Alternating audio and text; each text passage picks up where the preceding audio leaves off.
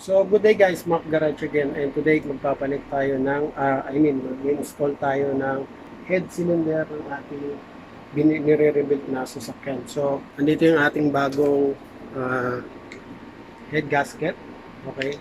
And then, andito yung ating head, okay? And andito yung mga tornilyo guys. So, pagka gagawa kayo guys ng mga, or papalit kayo ng head gasket guys, make sure nyo na mas magandang ibalik nyo kung saan nyo tinanggal yung tornilyo, okay? So yan guys, nakabit na natin yung black. So, i-replay ko muna guys kasi medyo mahaba yung video, so ipapash forward ko kung paano ko inilagay yung block dito sa sasakyan. So, I'm planning na buuhin yung buong makina doon sa table, pero naisip ko na hindi ko kakayanin na buuhin yung makina doon sa table kasi nga medyo mabigat na. Since quarantine ngayon, hindi ako makahiram ng lifter doon sa trabaho namin. So, I decided na unahin ko lang muna yung block, buuin ko muna yung buong pangilalim, and then ihuli ko na yung head. Ito yung video clip.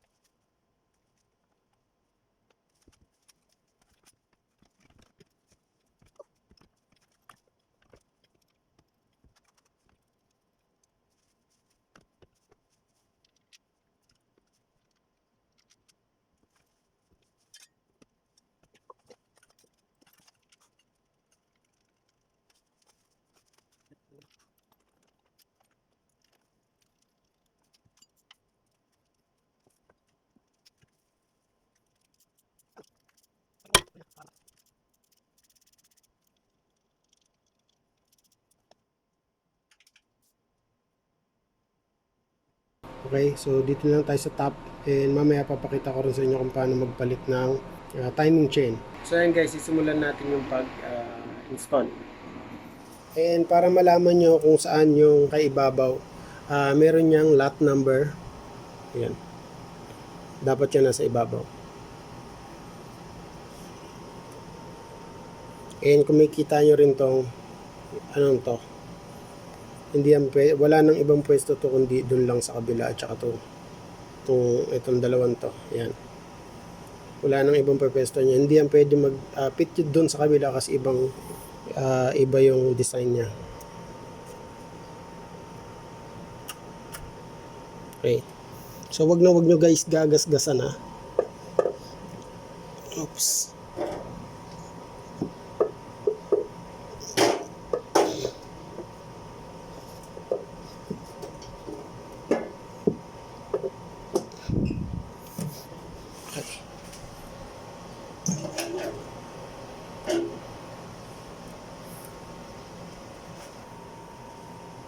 Okay, so wag nyo kakalimutan yung washer nito ha.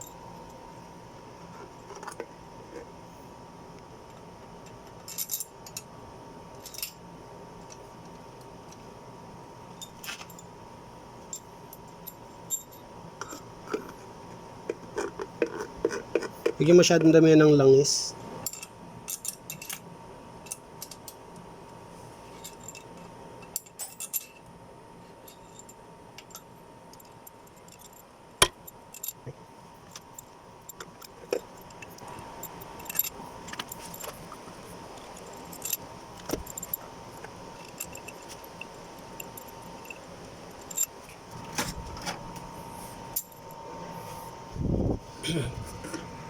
So hulog muna natin yung washer. Okay.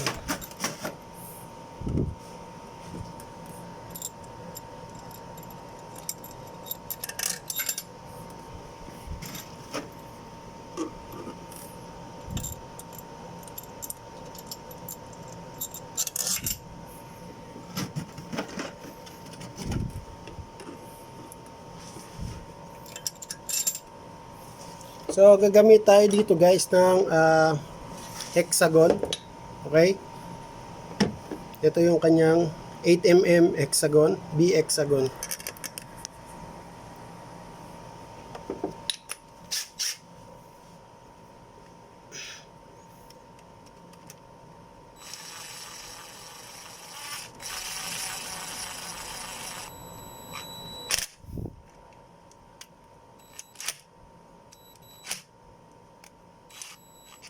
Okay.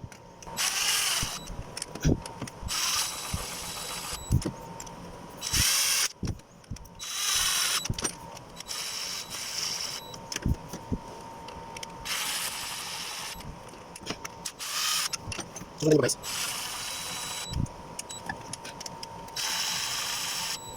Okay. So now ita-tight natin siya ng 22 foot-pound.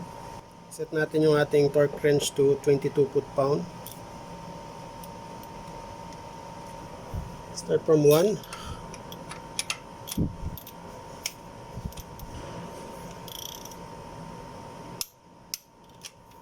1,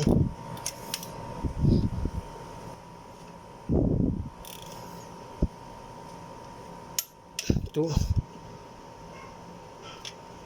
3,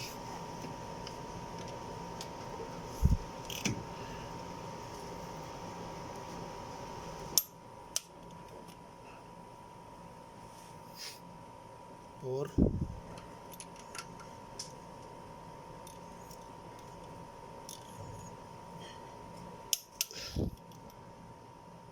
5,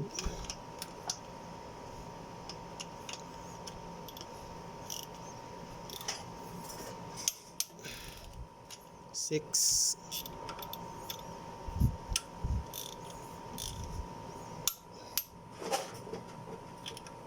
7,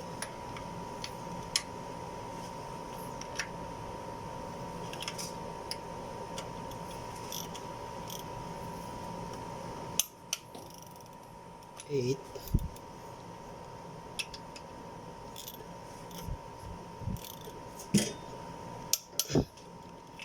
9,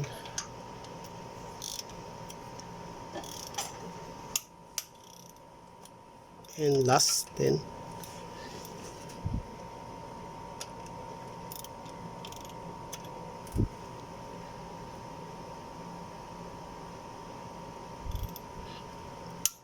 Okay. So now, ano naman natin? Hindi natin kita yung bolts. Ang gagawin natin guys is kailangan natin pihitin siya ng 90 degree and then another 90 degree ulit. So gagamit tayo ng gauge dito. So naka-turn na ako ng isa, 90 degree. So babalik ko siya to get another 90 degree to another side.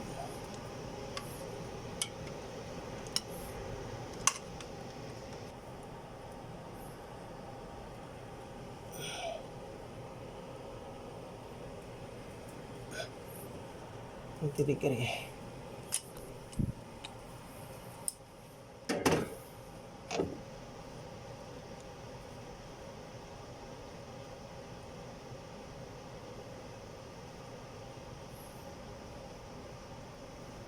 So tapos na tayo sa dalawa. Sa number 3 na tayo. So 90 degree ulit.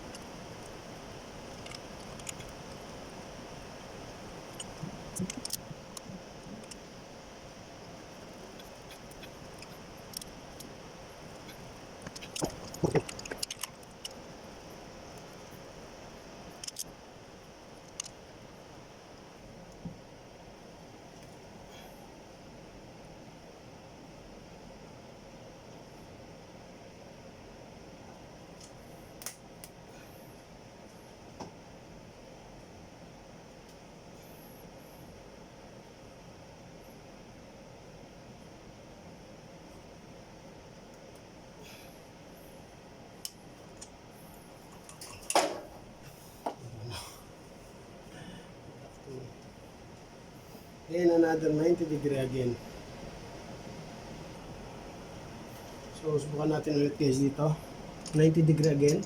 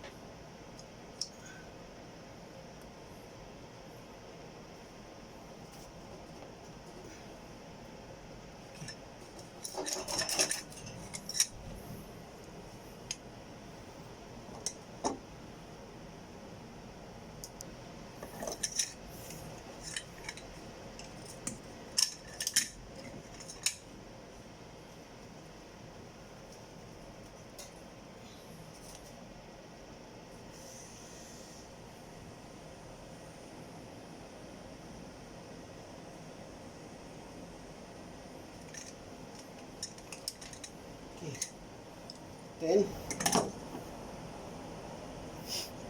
so this is the last, guys, last sequence.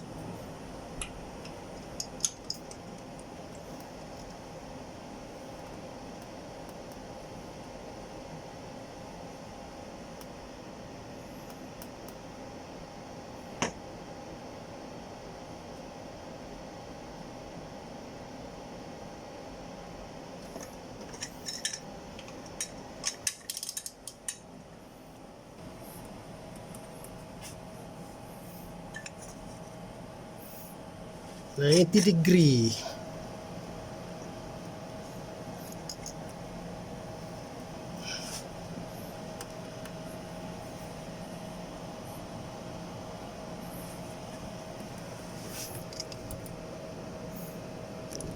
Oops.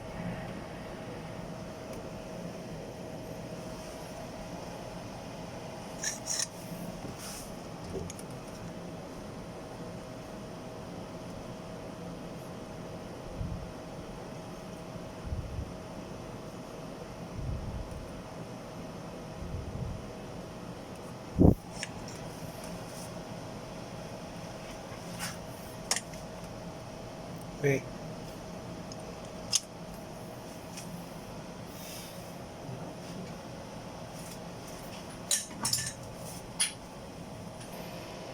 So ayun guys, natapos na natin yung pag-install ng head. Yan. Na-tighten na natin ng tatlong sequence. So yung isa is 22 foot-pound and then 90 degree and then another 90 degree. Okay? So now ikakabit na natin yung iba pang mga parts.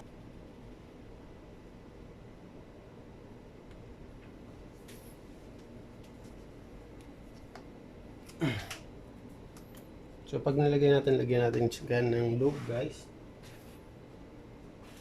Lagyan natin ng langis yung mga pagsisitan or pag-uupuan ng ating cam gear para hindi magkaroon ng gas-gas.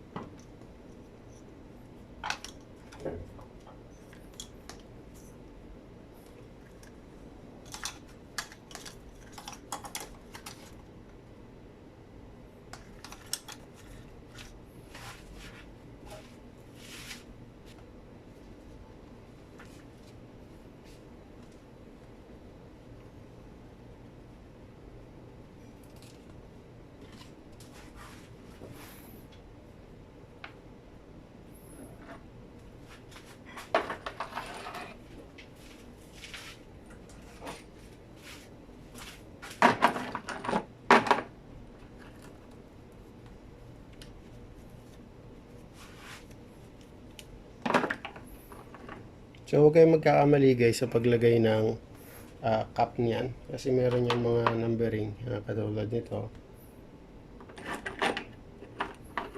For example, ito intake, ayan nakalagay dyan I number 2, ayan intake yan, yung isa naman exhaust number 5. So laging may arrow yan. So yung arrow niyan, alam niyo na kung saan tapat niyan, sa harmonic balancer dito sa mga gear. So kabit natin intake. So ito yung intake natin, andun yung exhaust, okay? Yung intake, yung exhaust, para hindi kayo malito, yung exhaust dun sa may tambutso yun, nakadiretso. So number 5.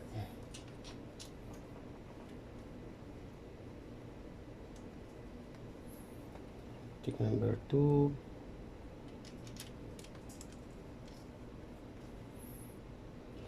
Intake number 4.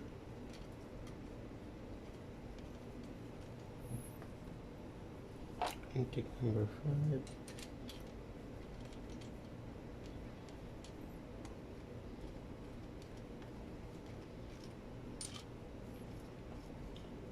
Bali, ito yung number 1 niya, number 2, number 3. Number 3.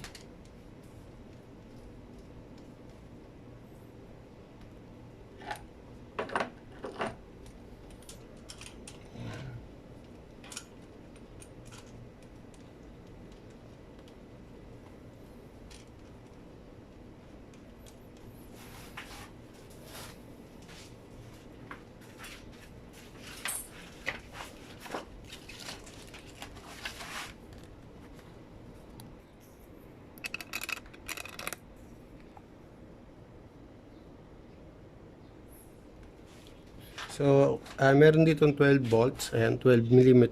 Ang torque spec niya is 17 foot-pound. Tight muna natin by hand again.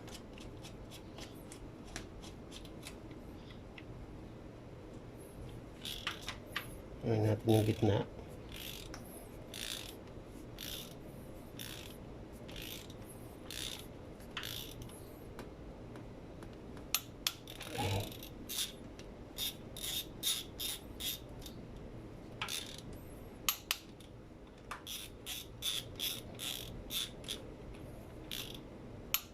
Okay.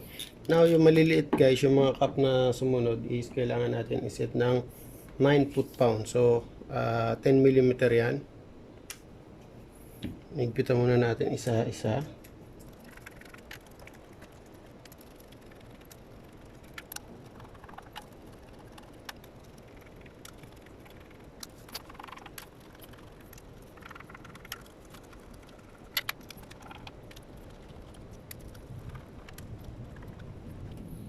So again guys, make sequence siya.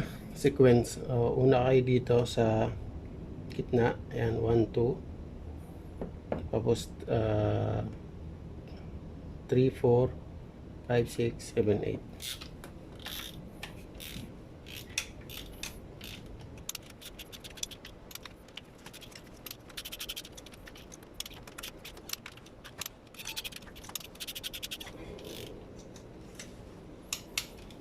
Okay.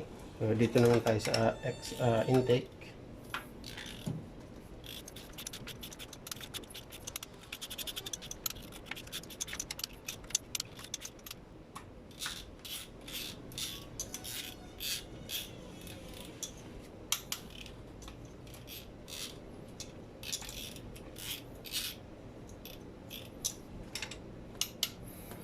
Okay, now kailangan natin kabit yung timing chain. Yan guys, puputulin ko muna dito yung video to kasi medyo mahaba na tong video to. Baka, ayun lang, mahaba na masyado yung video. So putulin ko muna dito and then gagawa ulit ako ng panibagong video guys para sa pagkabit naman ng timing chain. So hanggang dito na lang muna guys. I hope na may matutunan kayo ulit dito sa video nito. And wag na wag kakalimutan mag-subscribe sa aking channel. Okay? So I will see you guys again with my next video.